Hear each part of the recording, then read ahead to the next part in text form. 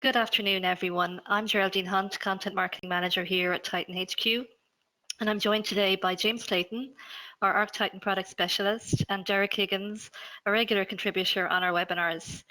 Derek is a Senior Product Engineer here at TitanHQ, and both have massive experience in email archiving at the coalface, and they're here today to talk through some key aspects of email archiving for business, how it fits in with your general business security, the threat landscape, data regulations, and compliance. So I think you're going to find it very interesting. If you've attended one of our webinars before, you'll know how we like to do it. We like to be more about content and less about fluff. So to that end, we're going to kick on. We'll be showing you some ArcTitan product features along the way to demonstrate some of the key points raised by Derek and James. We'll also be taking as many questions as possible during the webinar. So feel free to type your questions into the chat window during the webinar. And if we don't get to answer your question today, we'll be back to you via email in the next 48 hours. So James, to start, I read a stat recently from IDC, I think it was, that reported 60% of business critical information is stored exclusively in email. That's a staggering statistic. Would it be correct to say that if you can't access that information easily and quickly, then that's a big problem? Hi, Geraldine. Hello, everybody. Yeah, a very interesting stat, and I will answer that statistic with a statistic of my own. 74% of all businesses have been ordered to produce emails as part of an investigation, either an internal or an external investigation. So if we take 60% of business critical information only being stored in email, and 3/4 of businesses having been asked to produce those emails, then being able to access that information quickly is super important. Gives you a couple of things. An email archive helps you to protect the valuable data in your business, means that you can find that data quickly, and then you can improve business process and business efficiency. So that could be a migration of data from one email platform to another, and it just improves the overall efficiency around the business. People can find things more quickly, they can get on with their job much more effectively. Thanks, James. That's a great insight and a good overview of the value of business email archiving. I suppose it's fair to say IT pros really need to do their homework when they're choosing a solution. And as we know, that means taking the time to know exactly what features they need and whether the solution that they're testing can do what they need it to do. On a related note, James, what does the ArcTitan email archiving solution offer over other email archiving solutions? Yeah, it's important that you do lots of research if you're in the purchasing phase of an email archiving solution. As we go back to those first statistics at the beginning, because they're crucial and right to the core of this, our key data is stored in email, and it's important to maintain that email. Email is ubiquitous these days. Everybody sends lots of it, everybody receives lots of it, and nobody wants to remove it because it's crucial to our business. So speed of search and ease of access to that data is absolutely crucial. You should test that right from the very beginning.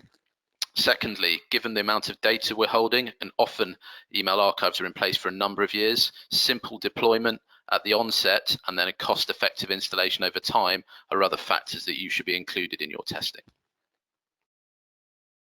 Great, so there's a lot to consider there, and as you said, it's really important to pinpoint the features that you need in advance of testing. In relation to compliance, which is something which is really important in this area, would it be fair to say that whatever business you're in, the EU GDPR is likely having an impact on your organization? Derek, how do you see this affecting email archiving in organizations? Thanks, Geraldine. Yes, absolutely. Especially in Europe, we're all very familiar with GDPR that came out last year. And ArcTitan email archiving helps you be compliant with GDPR, especially with the right to be forgotten. This is one key aspect of GDPR. If someone requests that you remove all their information or all information you have on them, majority of the time, that information is over email. Within ArcTitan, with our e-discovery, it is very quick and easy to find those and remove that data from your systems. And you can also present that back to the requester. Definitely have seen a large uptake in ArcTitan. Mainly, we are a cloud-based email archiving service. So we can guarantee that your data is within your borders, be that in the USA, Canada, Europe, Sydney, Australia, and so on. We can guarantee it's within your borders. That's also a major step towards becoming compliant with GDPR and all other regulations that may be out there. Very interesting, Derek. Definitely food for thought there. There really are so many aspects to consider when it comes to compliance. And I suppose to be fully compliant with GDPR, you really need an email archiving solution in place. I understand GDPR has a requirement to make sure you know what data is accessible and to be able to find it in a prompt timeframe. Customers often comment that ArcTitan has super fast search capabilities versus what it was like when they were searching Outlook, for example. Derek, could you show us an example of what the search capabilities are like using ArcTitan? Yes, definitely, Geraldine. So I'll bring up the ArcTitan interface, and what I'll do is I'll log in as a privileged user. There are multiple levels of access to ArcTitan. The privileged user, by its name, is a privileged level of access where you can search your entire domain's email. But an audit trail of this is kept, and I'll also show that here. Once I log in, this is what I'm presented with. As you can see, I have a number of search fields. I can change the date period to certain months, days, and what I'll do today is I'll search the entire database. I'll go for any time. You can stipulate certain dates and start times and end times. You can search for keywords. You can search for senders and recipients, attachment names, and you can even look for attachment keywords. So I'll do a few searches here. First of all, I will search for a keyword. So this is going to search all the mail for our domain here for a certain word. So the word I'm going to look for today is positron. And if I click on search, you'll see this pop-up comes up. You must specify a reason for your search. So this is because I'm a privileged user and an audit trail is going to be kept of the searches and what action I take on my search results. So if I click OK, and I'll put in here Derek demo and run my search again. This will search the entire database for the word positron. So as you can see, I get 14 results in 1.31 seconds. And that is going back over the last, I believe, 2002, so quite a long distance of time. So I can select any of these and see the actual body of the mail. There's a number of different actions I can take on the results. I could download, export these messages. I could store in a case folder, which I'll explain in a moment as well. I can export to PDF. I can print. I can save as a PST. I can do a number of things here. So I will open up one of these emails, the first one here. And as you can see, this is from 13th December 2006. And if we look for the word, you can see it here, positron. So that has searched the entire database, and it came back in 1.31 seconds. We do also have an advanced search. So this is if you want to get more granular with your searches. You can see down here, we can again search for the sender and recipients. We can exclude certain senders and recipients also. We can also do a keyword search within here. So we could look for certain words and then say exclude certain words as well. So you could look for, put the same word in both of these fields, run the search, and it'll show you misspellings of that word. There's a number of different uses for this. So I'm going to run another search. This time I'm going to search for a word, not in English. I'm going to look for a word in French. This is also going to be looking within attachments. So as you can see here, I get a pre-populated travail. This is going to search for this word within an attachment. So if I run this search, again, this is going to look just within attachments and words within attachments.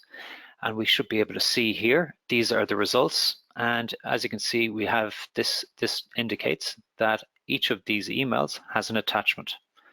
So I'll take this one for example. I can see the body of the email within here, and as we see here, attachments, it's a .doc file. I will open this up.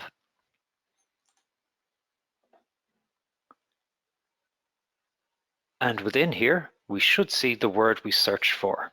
And if I scroll down, we should be able to find it in here. And sure enough, here it is, right in the middle of the document. So that shows the power of the search and the multilingual searches within the product. So to come back to the interface, as I was saying, I'm a privileged user here. So I'm searching the entire database for my domain. And an audit trail is kept. And the reason I gave was Derek's demo or Derek demo.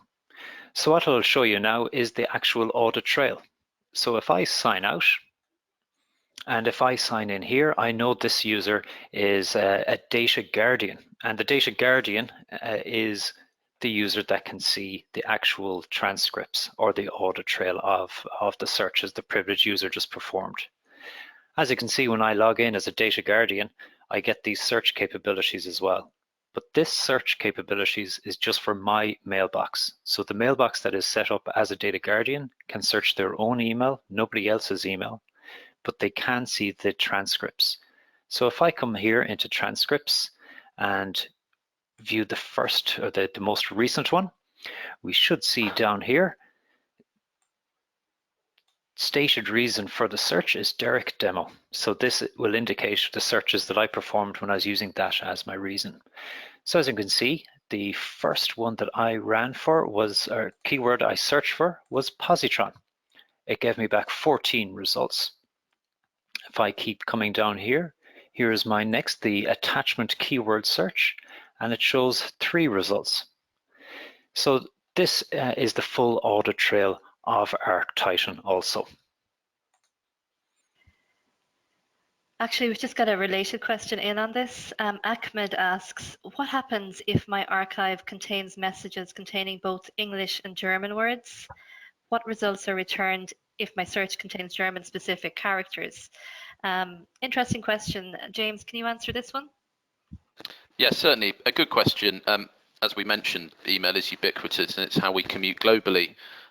It's an open system that everyone uses. So for a global business with offices in multiple locations, then it's common that you'll get multiple languages in the system. The ArcTitan system will archive whatever is presented to it, and it will make those emails accessible to the correct people in any language. What I would suggest is if you could arrange a demo with one of the reps, Ahmed, we could show you searching in various different languages, not just European characters, but non-European characters. The Cyrillic alphabet, double byte characters will all be indexed as well. In fact, you can go a stage further. The search interface that Derek showed, you could present in the local language to the person logged into the system so they can have a familiar interface to search against. Okay, so ArcTitan makes things easier to find, both in terms of speed of access and also searching in native languages.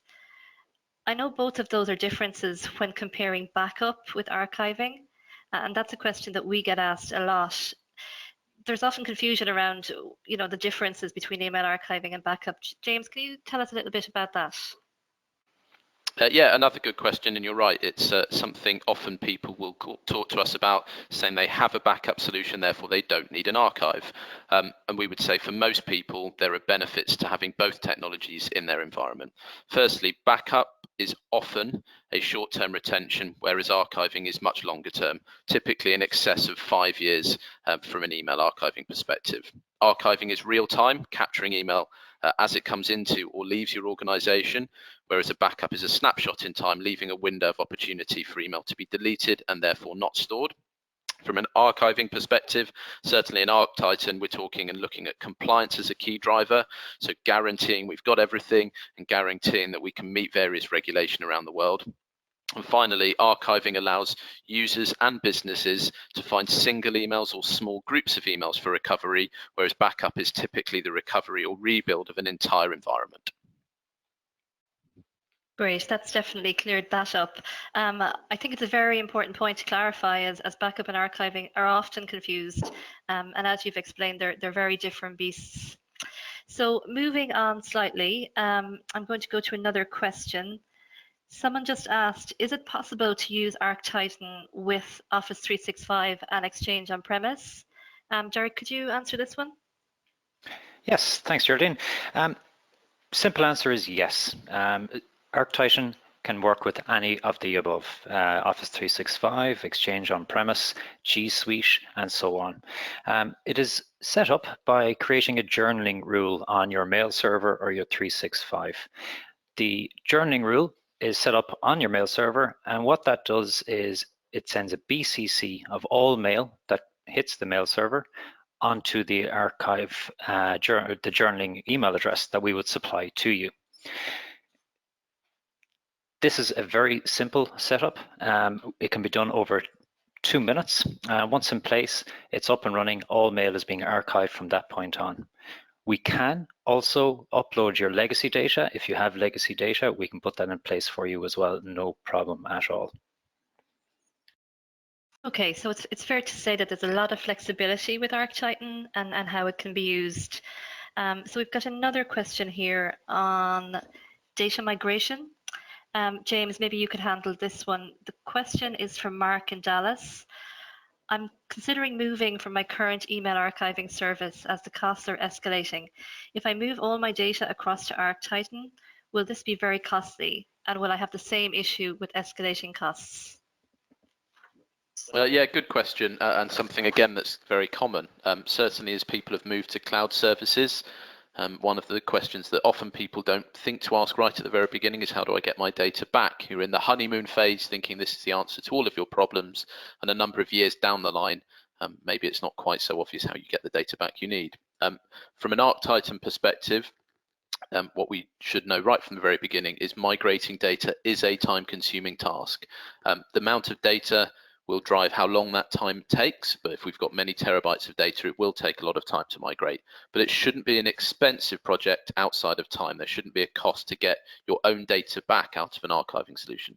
ArcTitan charges for data imports as a one-off charge to cover the cost in the data center, and your data will be charged for that one-time charge for the entire duration you're a customer. For as many years, there are no limits and no caps on the data, and we will store it and protect it for you indefinitely. Okay, and Derek, on a related issue, what is the retention period with ArcTitan? And is it possible to adjust that retention period of messages in the archive? By default, we will archive indefinitely. We don't set retention limits, but we can, and we can do it at a per customer or per domain basis.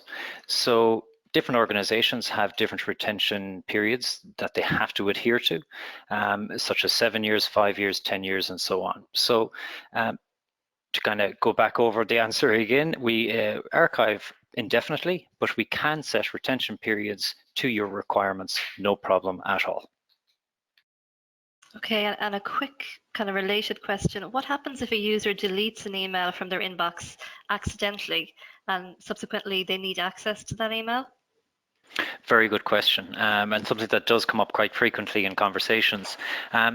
So the archive is always intact. Nothing can be removed from it, well, not easily, and especially end users cannot remove this. So if someone did delete a specific email, or if they even deleted their entire inbox, or by mistake on the mail server, the mail got deleted on there, within ArcTitan, you can re-ingest that mail, no problem at all. An individual mail or the entire mailbox can be brought back in a matter of moments. Fantastic. So the data is always there and it's always accessible. That provides considerable peace of mind to everyone in the business, including IT, legal, and of course, HR. Speaking of HR, James, I'll direct this one to you if you don't mind. Are there any ArcTitan features that specifically help HR and legal requests? Yeah, good question. ArcTitan was built to meet regulatory compliance around the world, so an awful lot of the functionality comes from a legal, compliance and HR basis. One of the key bits of functionality that I'll talk about is case folders. Case folders is an area built exclusively for e-discovery searches and investigations. It's an area where emails can be brought into relating to a specific case over a number of searches by a number of personnel within the business, where Once stored in a case folder, those messages can be edited, altered, noted, marked upon, shared across the correct people to make sure that the investigation is fulfilled properly and in the fullness of time. Okay, and to follow on from what James has said, Derek, can you explain how ArcTitan protects an organization from potential litigation? Yes, so there's numerous ways that we can help you here. A Microsoft penned term, which is called legal hold. So that's when the mailbox goes into a state where the user cannot make any changes to their inbox or to the mail within the inbox. ArcTitan is in a permanent state of legal hold. Users cannot make any edits or change anything within the mail in the archive. There's also a unique key for each individual email that comes into ArcTitan. This can and will stand up in a court of law if required also. There's a full audit trail, there's a full key sharing within there as well, so each individual item can be seen that it was never tampered with.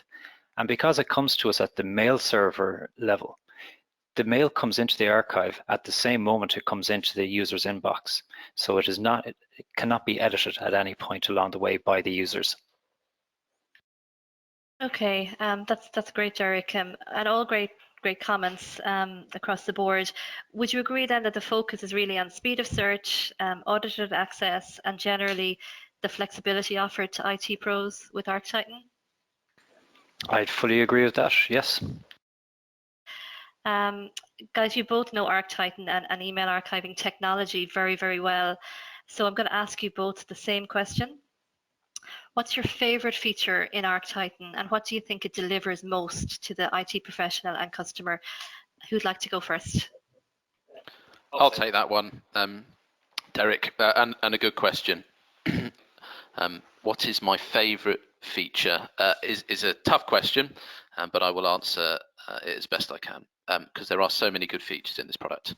Firstly, I think I'll bring it all the way back to the very beginning of this this session.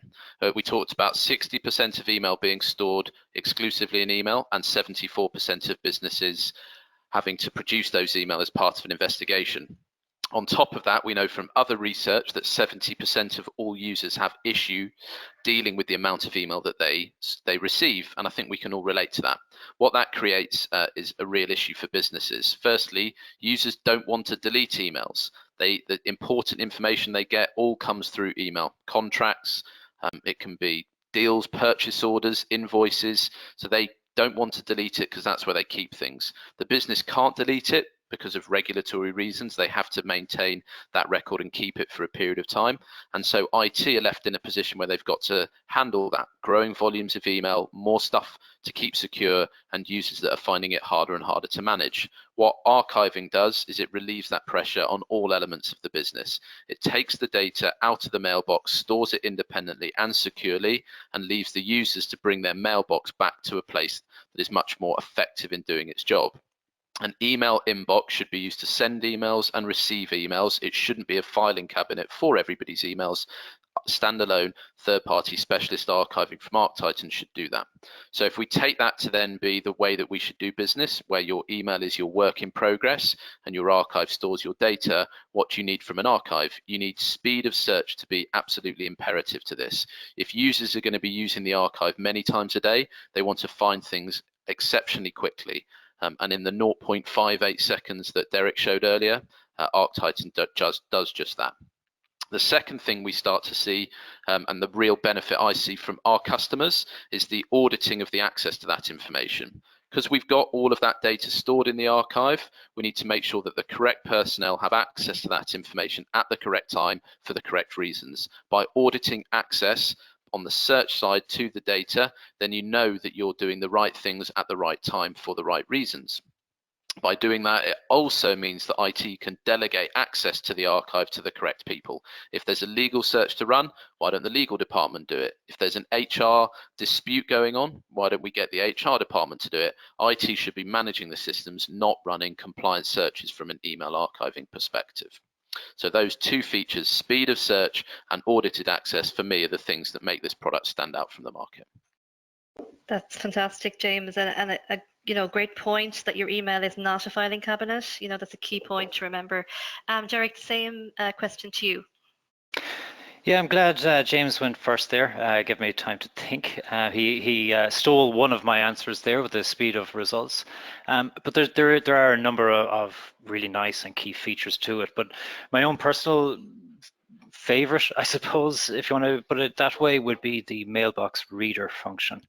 I kind of briefly mentioned earlier on where I was saying you can restore mail back into somebody's inbox if they delete their entire inbox. The mailbox reader is what would be used.